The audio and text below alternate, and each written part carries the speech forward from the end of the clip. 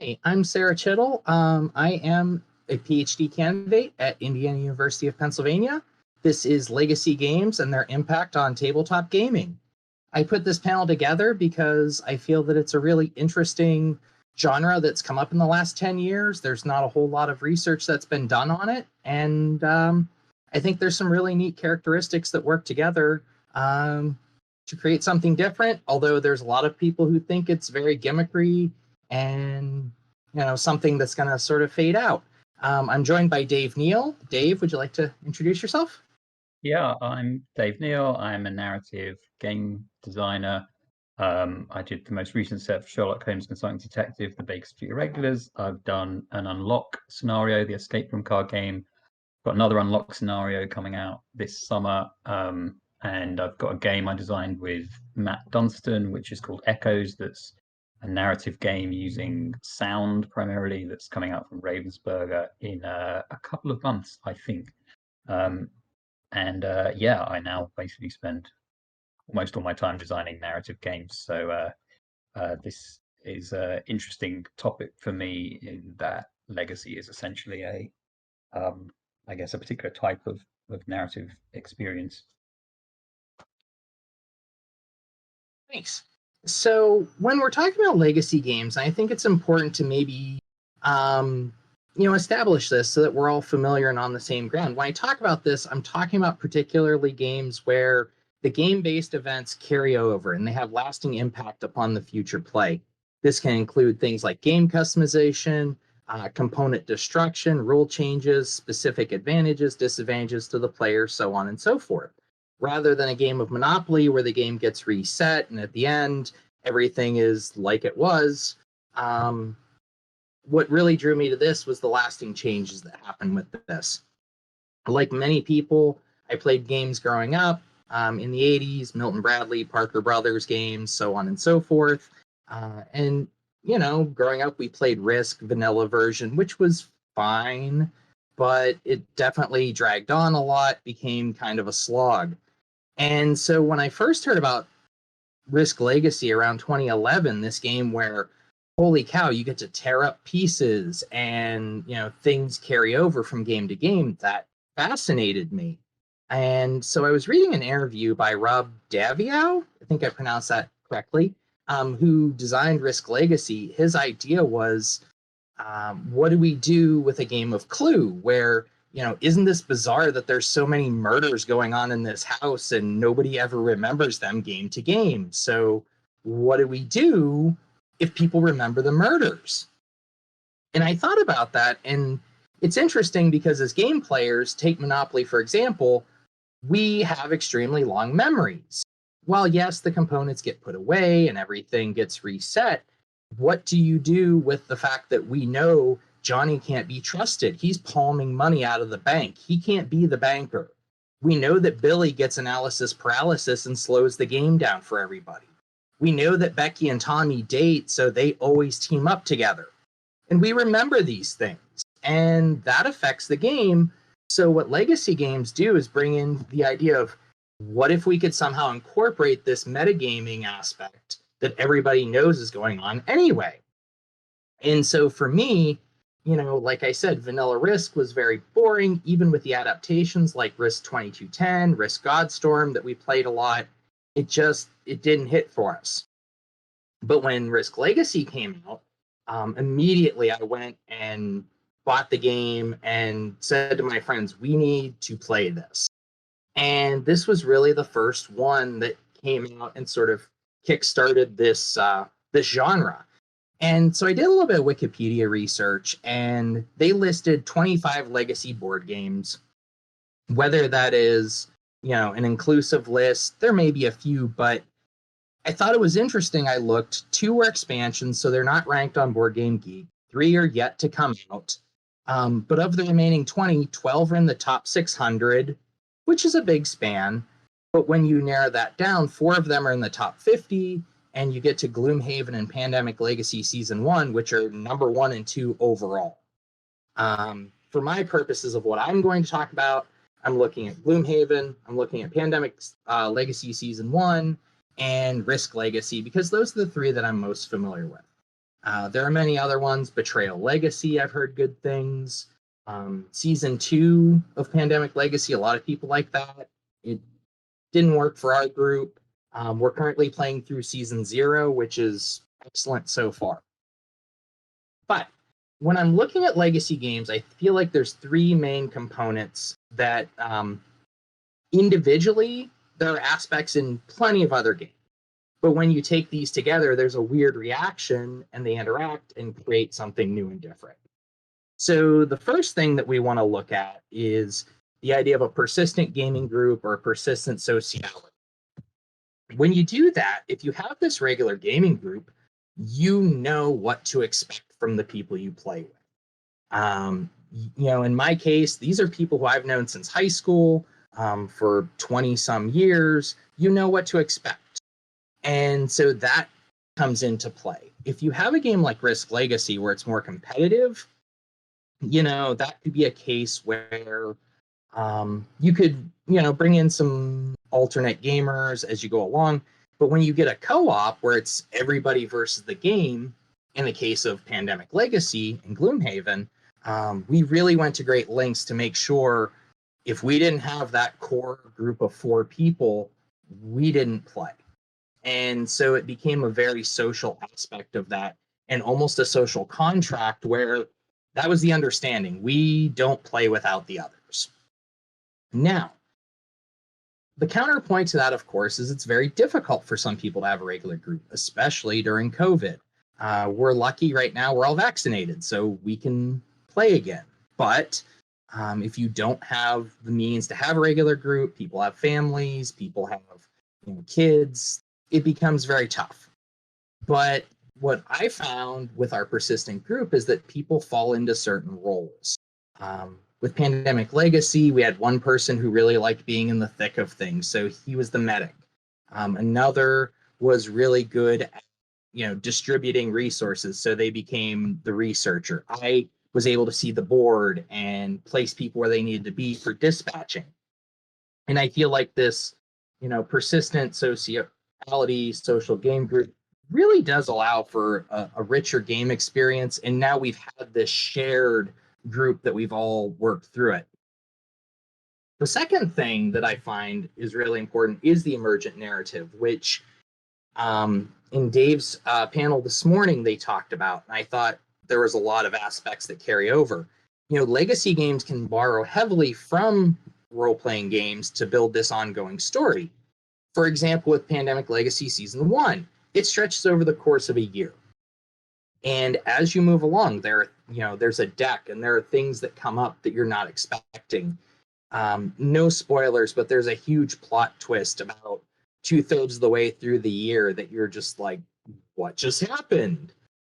There's also, once you get along in that game, it begins to feel like a very specific type of movie.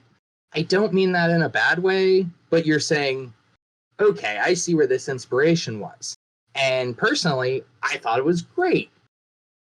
The reason why the stories are really important for something like a legacy game and why it's different from a traditional game is, think about something like Settlers of Catan.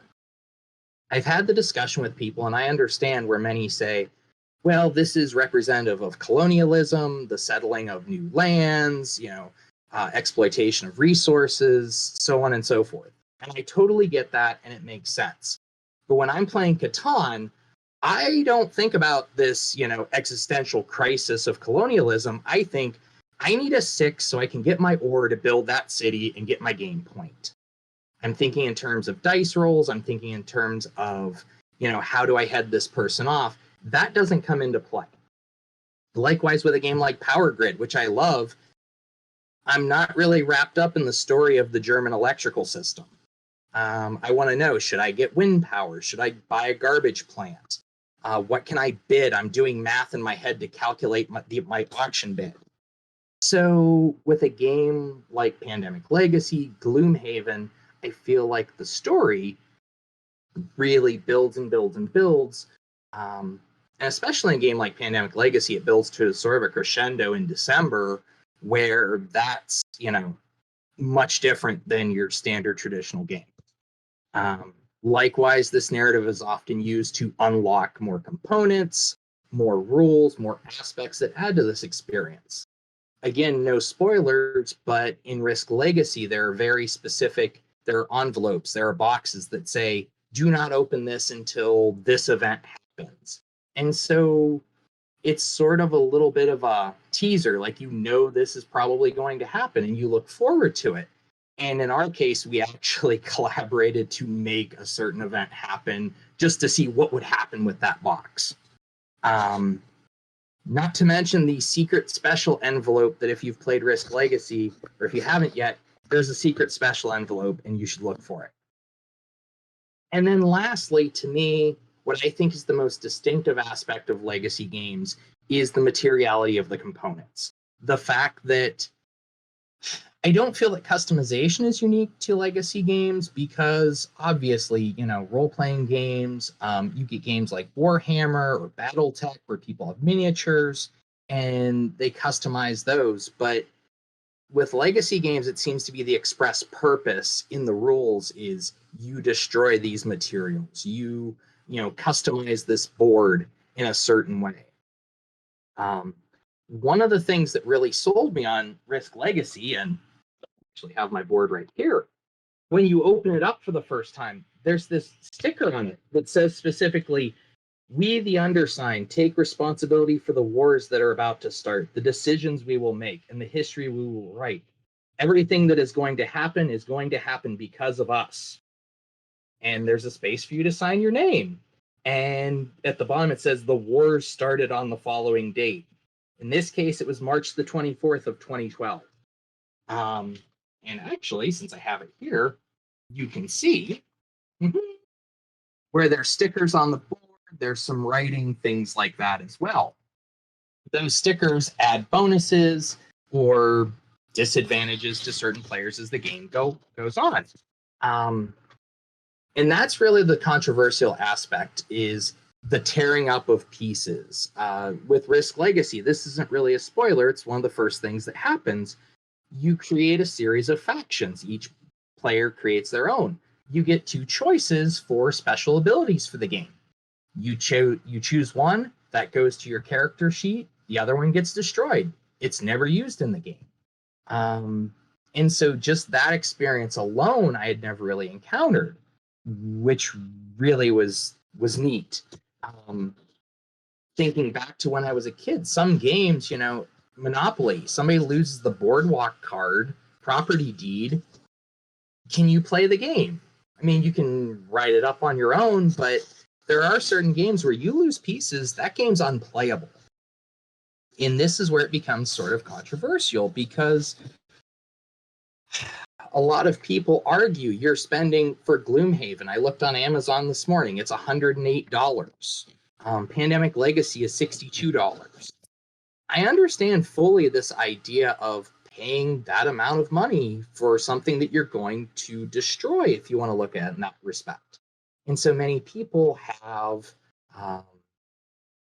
removable stickers where they save the components so they could replay it. And the argument being that, why pay all this money for something you're never going to play again? Whereas I would say, how many games do you sit down and look forward to playing with the same game group over 15 play sessions like you do for Risk Legacy? Or in the case of Pandemic Legacy, somewhere between 12 and 24, on average about 18 times. How many times do you really sit down and play a game 18 times? And I think that's, I think there's an argument there.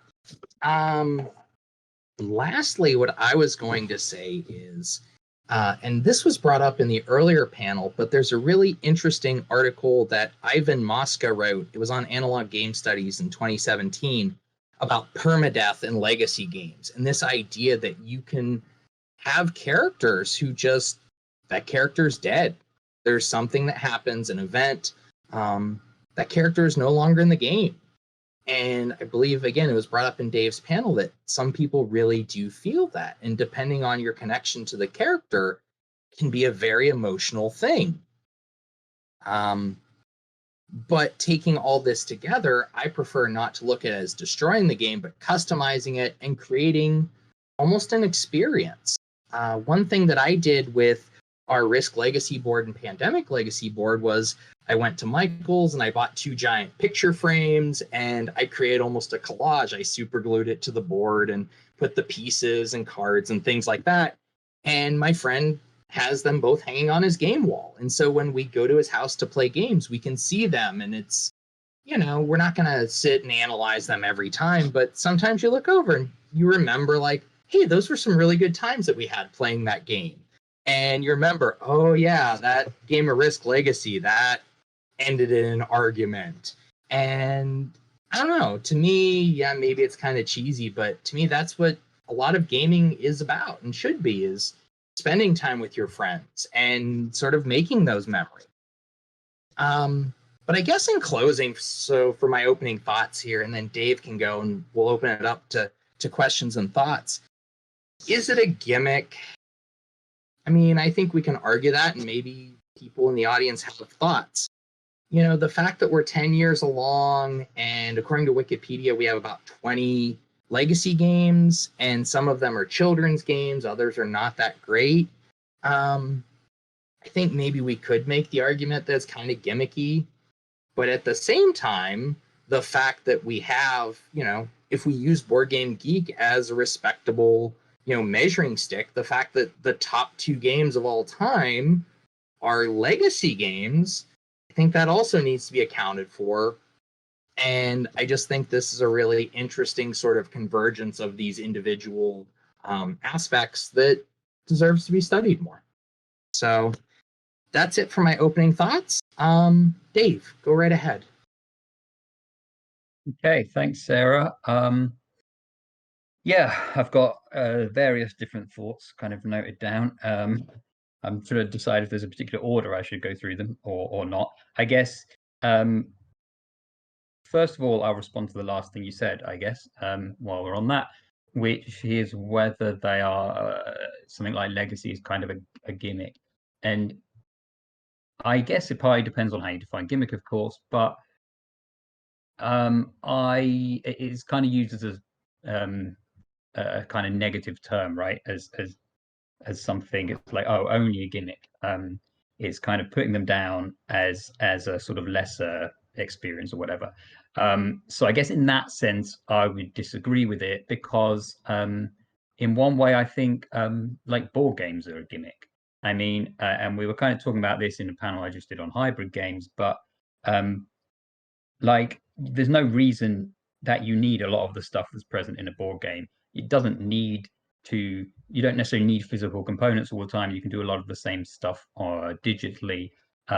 You don't necessarily need like the pieces to look so beautiful. You don't need the money to be metal coins if it is.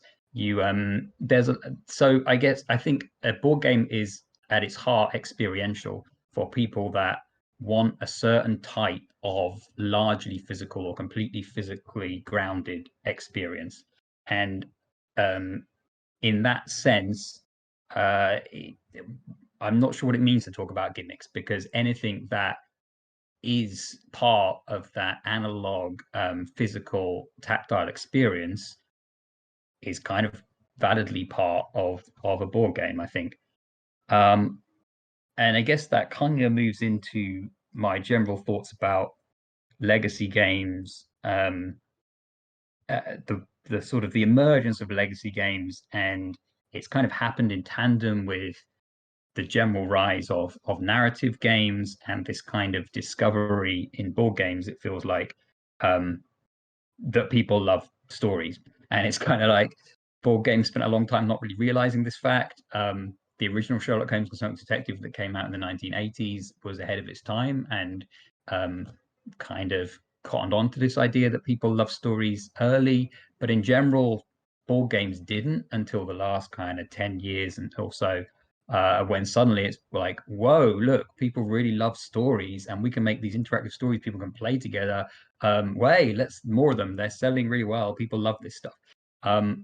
So legacy games are part of that. And I think that one of the reasons that in general narrative games are successful, and then perhaps particularly legacy in certain ways, is that what people tend to want generally, in a very broad sense, is shared memorable experiences.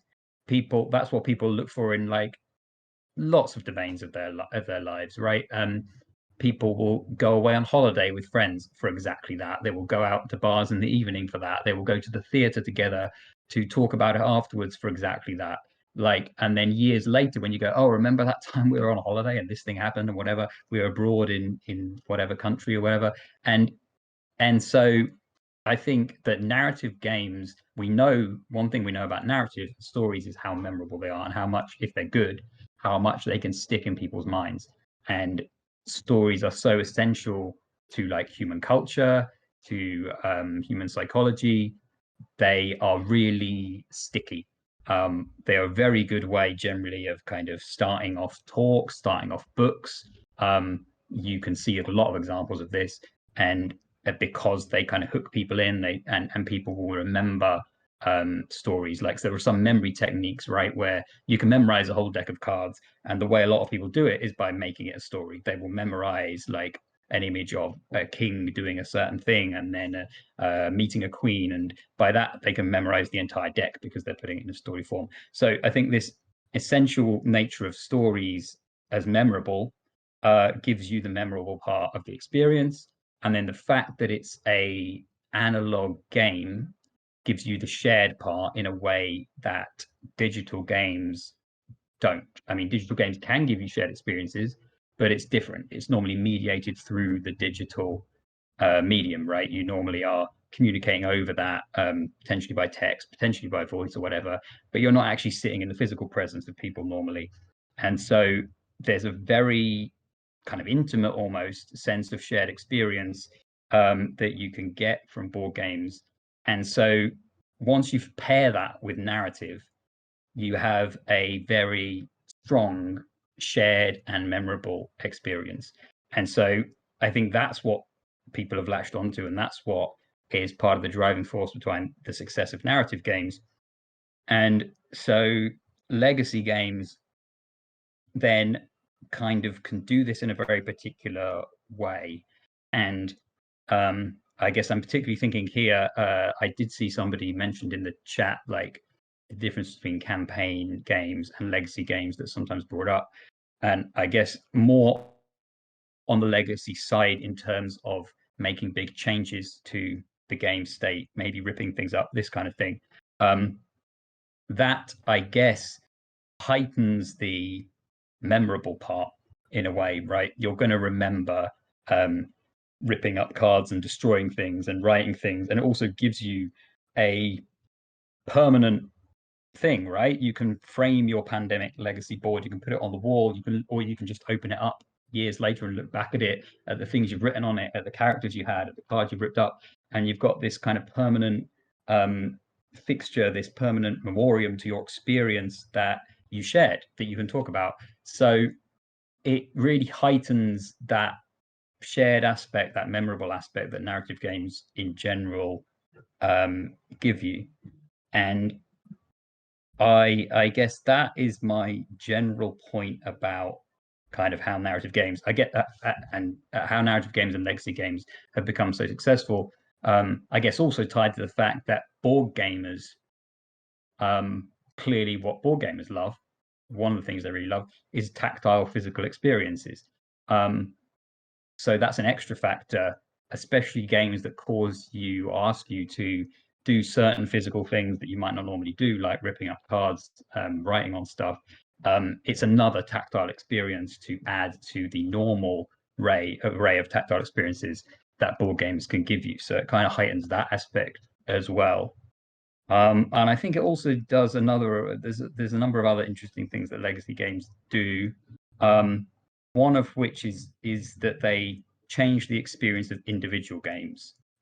Yes, you have this kind of campaign, you have this continuing narrative, but you also have very different individual games than you would otherwise, because a normal board game, whether it's cooperative or competitive, tends to end in a dichotomy. It's either win or lose. And so sometimes you'll get a score maybe, but in a legacy game, there's a lot of gray areas there. There's a lot of in-betweens. There's more nuance. You can potentially be like, oh, we're going to lose this one, but we could do this thing, which is going to give us a benefit in the next game. So maybe we should just focus on doing that and accept that we're going to lose. You can make these kind of decisions in something that's competitive, like Risk Legacy. You can sort of you can form types of alliances or whatever, or do certain things to improve your position ready for the next game, rather than actually try to succeed at that moment. So they have an impact at the individual game level. And then, of course, there's this broader level where they take the one-off narrative experience of the many games now offer, and give you individual bites of that, units of that, and also this overarching kind of narrative that ties it all together. So it kind of gives you little narrative bites and a big narrative thing if it's done well. So you kind of get the mini satisfaction of the mini parts, and then you get this sort of broader satisfaction as you work your way through the whole thing. And I guess that can be something that does sometimes put some people off if it becomes too much of feel like individual narratives, which I think for some people it kind of does. They kind of feel they're losing the thread of the main narrative in some way. Sometimes people might play partway through a legacy game and then stop because they're feeling that the main narrative doesn't interest them anymore. It's drifting away. So that can be a danger for a designer, I guess, and something a designer needs to be aware of is how to keep the main story feeling relevant while also having the individual mini narratives of the individual games. And so that's almost all I wanted. What else was I putting on here? I guess as a designer, and particularly as a designer of narrative games, you are always looking for moments. You want narratives that stand out in all sort of media tend to have these memorable moments and often surprises. If you know entirely where the narrative's going, it tends to be unsatisfying. Sometimes it's not. I mean, seeing how it gets there can be interesting, but you want some kind of surprise, right? You want to not quite know how it's going to get there, or how are they going to portray this scene of this Shakespeare play that I know well, but how are they going to do it here? So you're always looking for those kind of moments, those surprises that players really want in narratives. And I think that Legacy is one way of delivering that in a particular style, where you open a new box or you reveal a new rule or whatever, get asked to do something you weren't expecting to have to do, these kind of things, which other games cannot do so easily, because, of course, a big surprising moment is surprising that one time. And you can't then repeat that in a game design because you'll know it next time. And I think tied with what I was saying, I was on a panel with Rob Davio in PAX Unplugged a few years ago about narrative games. And I just recalling a few things he was talking about at the time with Legacy was one thing about the ownership that it gives people of the game experience. It makes it feel very personal to them, partly because of the way they are making the board unique, changing the board, changing the game, making it unique to them. I seem to remember him talking something about how they decided how naming the characters became an important thing, because I think they might have not originally had that, but they realized that it gave players quite a strong immediate sense of identification and hooked them into the game by letting them name their medic or whoever it was they were playing. And that became quite an important thing that they do emphasize at the start, like make sure you name your characters. And I think he also talked about the diversity of responses to the certain moments in the game, which is an interesting thing for narrative games in general. But I remember him, I won't say exactly what it was, but in Pandemic Legacy, the first one, there is a particular moment, a particular thing you can do, which kind of, if you are sort of heavily invested in the game world and heavily immersed, kind of feels like it has moral implications. But on the other hand, if you're playing purely to win, you're like, well, doesn't really matter. We'll do what's going to make us win. And players would respond to this across the spectrum. Some really immersed in the game world, talking about it purely in game terms, what was right to do, and others just from a purely mechanical perspective, kind of wanting to win, basically. I guess it's interesting, I think, as a closing kind of thought for the moment, and we can look at what's in the chat, but it is interesting how legacy games seem to divide players to some extent. Kind of like hybrid games that I was just talking about in the previous panel I was in, you do get some players who just won't play them. I imagine this bit of crossover with players who just won't play narrative games at all, who won't play one-off games. They want games that are theoretically infinitely replayable, even though, like you said, Sarah, people don't play. Well, some people do, I guess. That's the thing. But most people will only play a game a few times. Most people won't play a game the like 18 times it takes to play Pandemic Legacy, right? So it is interesting, this divide, and why some players don't like it, and yet clearly it's incredibly successful when done in the right way, both commercially and also obviously with sort of the hardcore gamers of Board Game Geek who have rated it to the top of the rankings. So that's my general thoughts for now, I guess. Yeah, I don't know if you have any responses, Sarah, or if you just want to look at the comments. And I'm reading the comments, and there's so many different amazing ideas here that I don't really know where to begin. But one thing that you said that I do want to pick up just to touch on briefly is this idea of losing the thread of the game. And, I think about an experience that my group had playing Pandemic Legacy Season 2, where we started off really excited and it just didn't quite hit for us. And by the time we got to October and November, we said, we can't win this. Like, we kind of thought we saw where it was going. We said, we can't win, but we also just sort of trudged through to finish it just for the sake of saying we did this. But, because it was a collective shared experience, as you mentioned. And, something that I saw in the chat early was like, why do we want this? Like, what is it? And maybe that's a good point. Like, maybe not is it a gimmick, is it not? But like, why do we want this? And I feel like there's so many different things that have come up in the chat. This idea of, you mentioned the analog versus digital and the tactile experience, which is absolutely true. Somebody wrote about this idea of watching other people and saying, I'm the one who gets to make the decision. I know, like, when we play Gloomhaven, sometimes we'll tell one person, like, hey, it's your decision. Do we want to go left or right? And that'll have a decision, and it's on that person. And somebody brought up, what do you do if your group withers? What happens if you fall apart? I've had that happen once with a second playthrough of Risk Legacy. But I think generally this idea of everybody being involved and staying interested. People mention about sometimes it's good for bringing new players in. One thing, especially with base Pandemic, you run into the idea of, a quarterback alpha player sort of, telling everybody, you go here, you go here.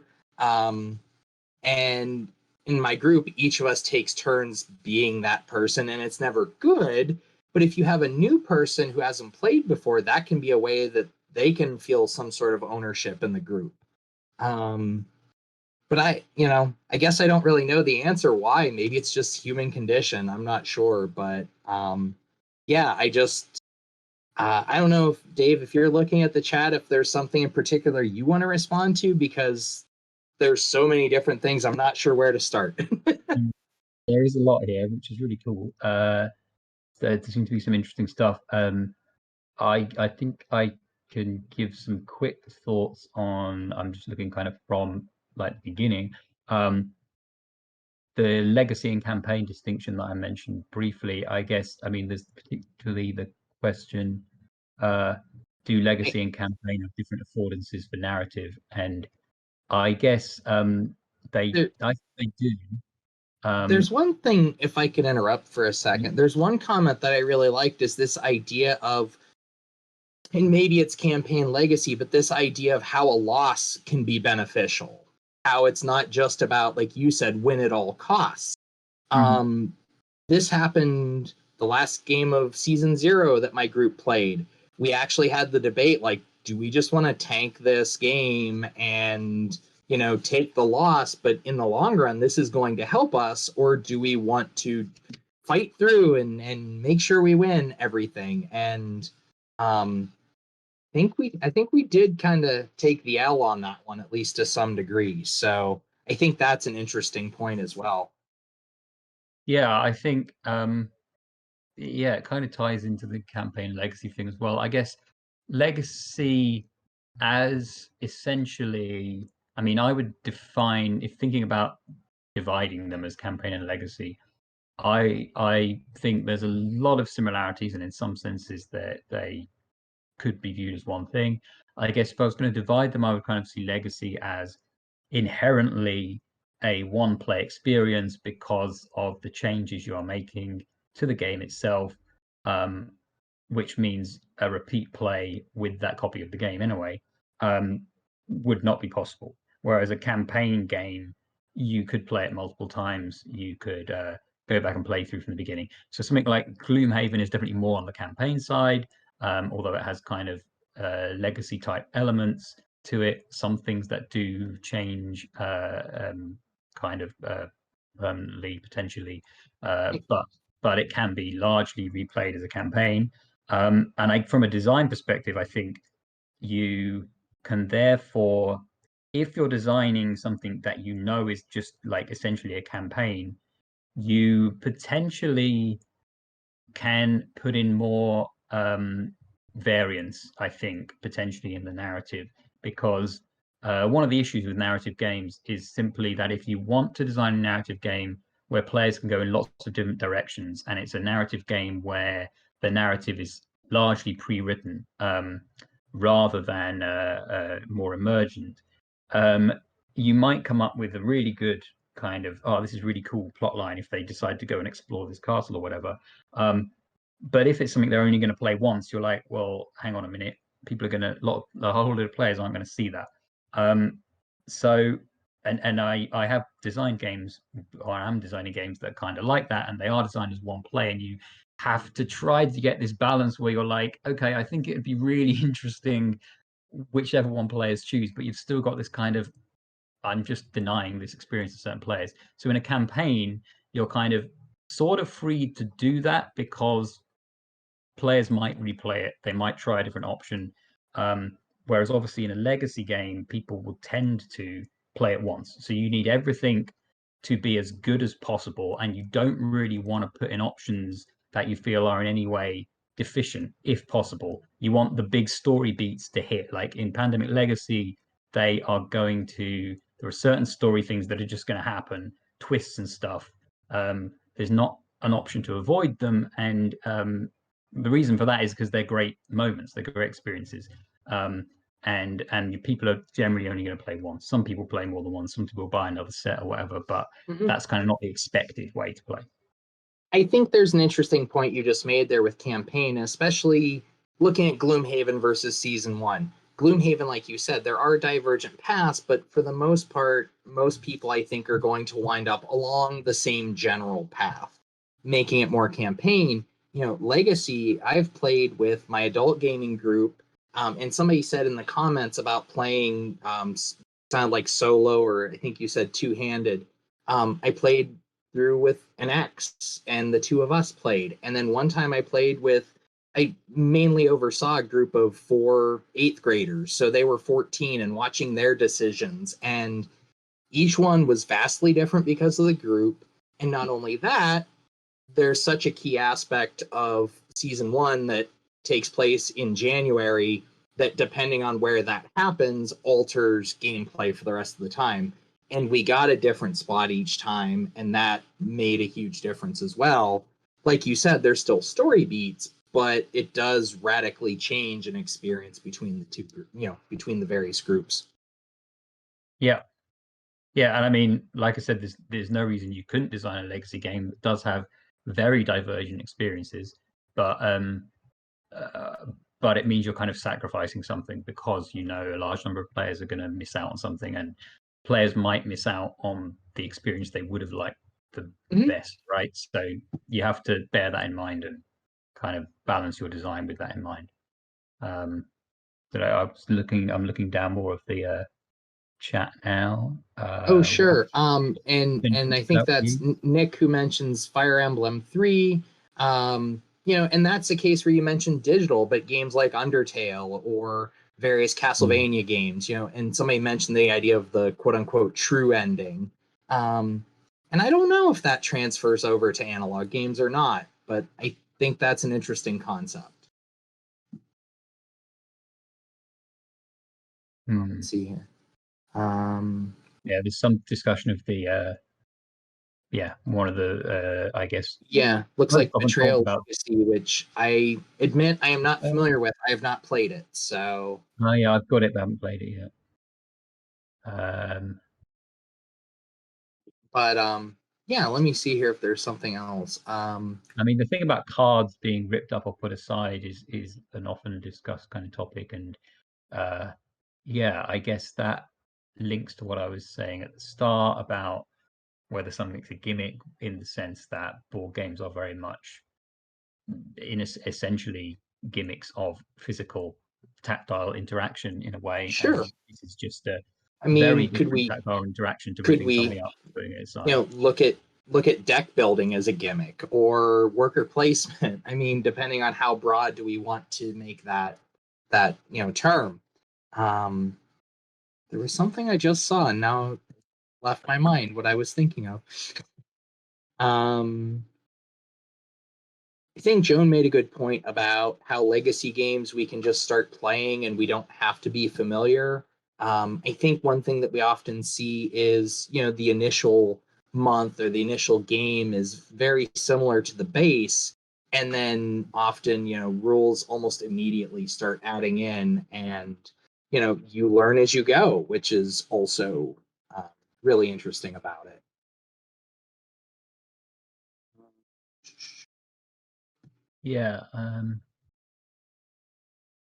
Let's see. Uno, where you sign the card when you win. I haven't heard of that, but that could be okay. I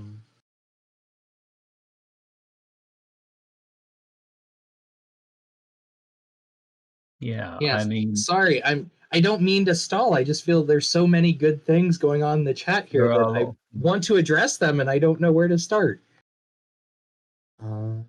Played Pandemic Legacy with friends and a two-handed, totally different experience. I mean, they can feel incredibly different. One thing is that they can, like a lot of narrative games, but I think it's kind of intensified in legacy games, is that they can feel incredibly different as an experience depending on who you're playing with, because of sort of the nature of the decisions that are made, the permanency of them. You are very much kind of in it together, and the level of commitment. So I think the people you are playing with and how they respond to these moments, because if you respond to a card being ripped up with kind of this deep kind of emotional response of like, wow, that's great, and they're like, why did we rip up a card, that's stupid, then obviously that's going to have an impact on your experience, and they're probably going to be a bit confused by you. So that kind of stuff is quite important. And that's why I was going to bring up. I think that's an interesting point. I mean, for me, oddly, that's one of the exciting moments of the game. I know the first time we played through Legacy Season 1, we had a Ziploc bag with historical documents of all the cards we tore up and threw into there. But for me, that's really interesting. Now, for the people who choose not to do that, I don't know. I mean, do what works for you, enjoy your experience. That's not what I do, but I don't know. It does seem like some people online get really bent out of shape one way or the other, which I guess I just don't get. But I think Professor Sell, hi Mike, made a good point about how tabletop RPGs have many of the same qualities as legacy games. And I think what's sort of interesting is legacy games do seem to be sort of a convergence of traditional board games with role playing, with digital aspects. And to me, I think that's part of what sort of drew me to this topic, because there's a little bit of scholarship, but not a ton. And it's something that, I would like to see more of. I think it's I like the point. Role-playing games kind of start out as legacy games, and then we get more one-shot replayable games such as Fiasco, and lots of others, loads of one-shot role-playing games now.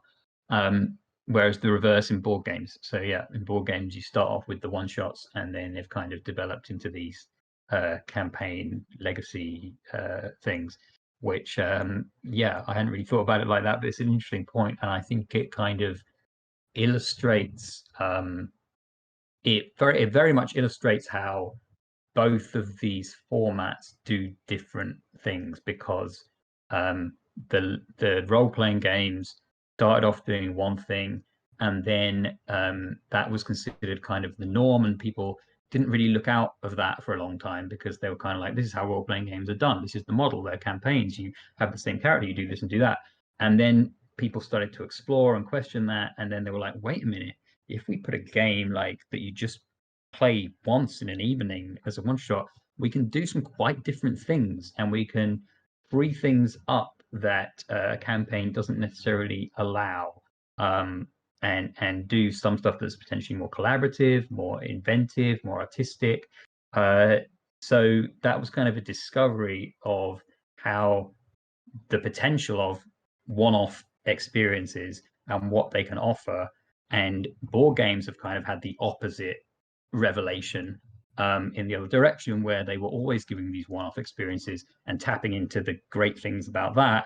And then they were like, hang on a minute, there's loads of other stuff we can get from this longer term narrative experience that continues on and on and on. So I think that just illustrates that they can be quite different. Obviously, they're similar in some ways, but that these one-off things and these longer narrative things offer something different, and there are certain affordances and certain things you can do in each, and so they're both very relevant.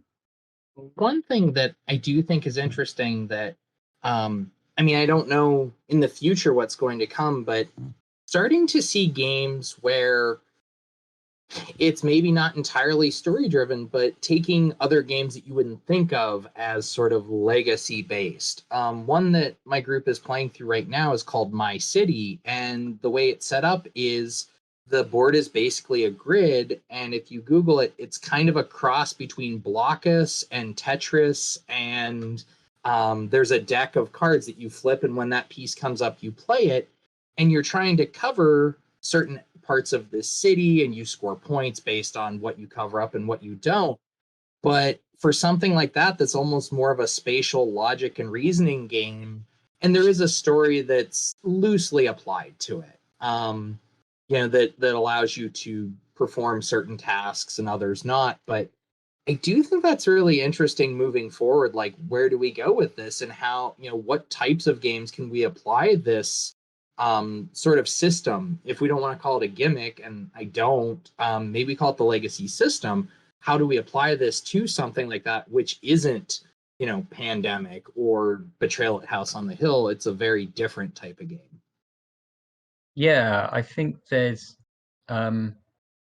it's hard to know where it can go in terms of what it can be applied to. I think there's a natural fit with very narrative heavy games with legacy because of the things it does. But like you say, you can in theory take what are legacy elements and apply them to something much more abstract, to strategy games, and have these changes.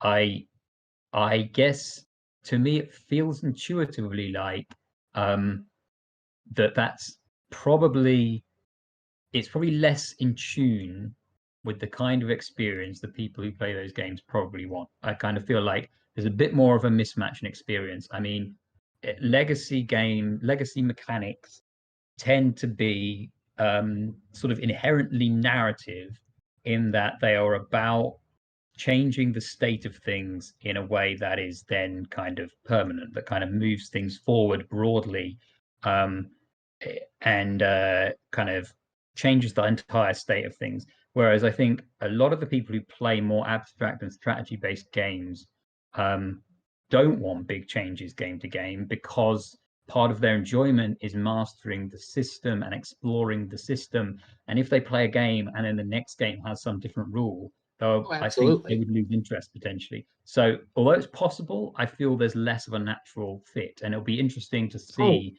if any I agree. games manage to do it well. I definitely agree with you. I just think it's an interesting game that we're working through, and like I said, kind of see, I don't know, see what people create, see what people come up with.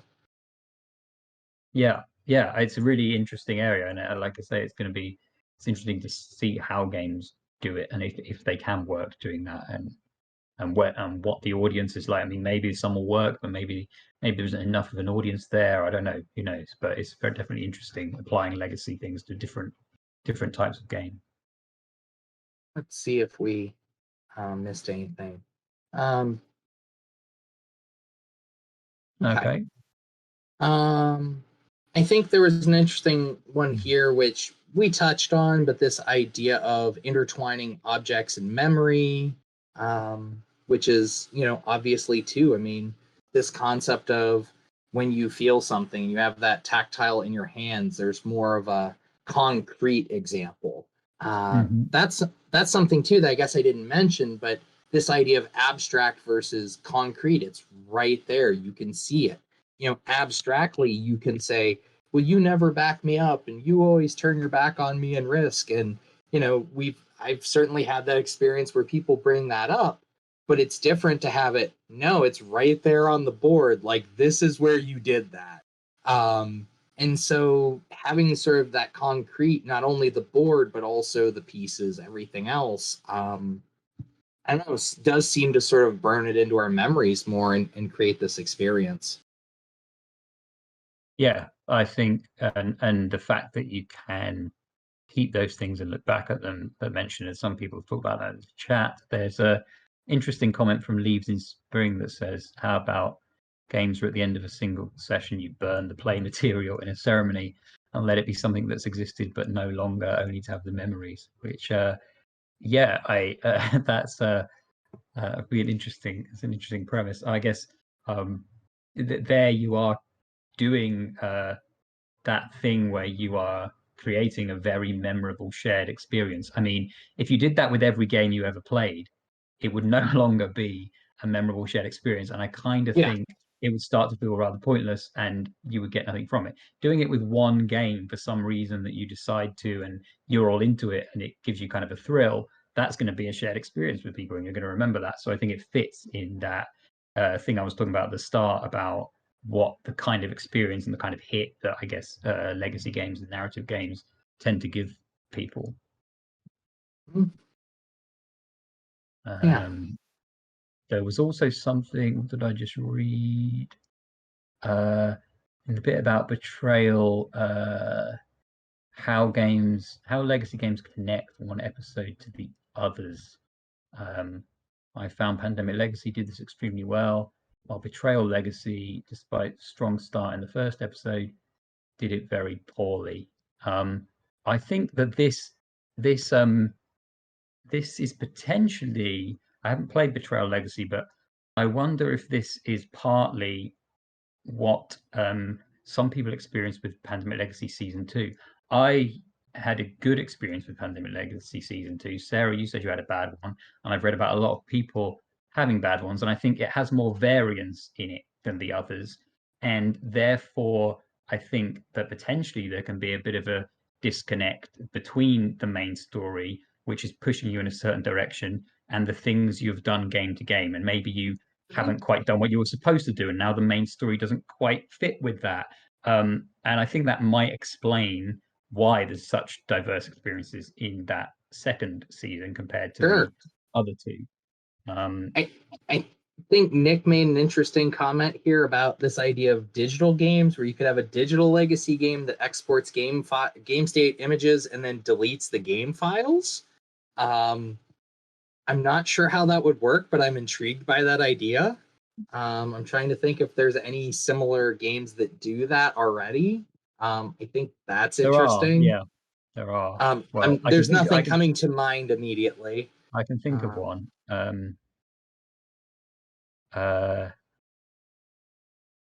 Yeah, there is a particular game that plays with that idea, a particular video game. Don't know whether to actually say it because it's kind of maybe partly a spoiler that it plays with that idea, so I won't actually mention it. Some people will probably know what I'm talking about. Okay. If anybody's particularly curious, you can. I am not message me. familiar with that game, but as always, Mike, I will add that to my list. Yeah, I'll tell you what it is later, and if anybody else is curious they don't know, then message me and I'll let you know what I'm thinking of. Yeah, it's definitely what I would class as a legacy video game, interestingly. Yeah, okay. I think, are we down to 5 minutes or so? Yes, we are, yeah. Still a lot in the chat. Had some really good chat going on here. We have the best chatters. Thank you all for coming. I appreciate it. I'm sure Dave does too. Sorry. Okay, folks. So, where can we find you online and in person? What do you do? Where can we look things up that you do? So for me, as I said, I am currently working on my PhD at Indiana University of Pennsylvania. I'm on Twitter at Sarah_Cheatle. I'm also on Facebook, Sarah Cheatle. You can just search and you'll see my face. Those are probably the easiest ways. If you want to email me, sarah.j.cheatle@gmail. And yeah, that's, anybody wants to contact me, please feel free. Dave? Yeah, I can be found on Twitter at Dave Neale Writer. There's also my website, actually, which I didn't mention in the other panels, which is dneale.com, which has links to various social media and my email address on there. And I am also on Clubhouse weekly on Sundays, 12:30 Eastern, doing a get room about games and sort of cultural and social and psychological factors around games and game design. Yeah, that's it. And I guess if anybody is attending the virtual PCA, Popular Culture Association conference in about 2 weeks, this was taken from what I'm going to be doing there, so similar discussion there.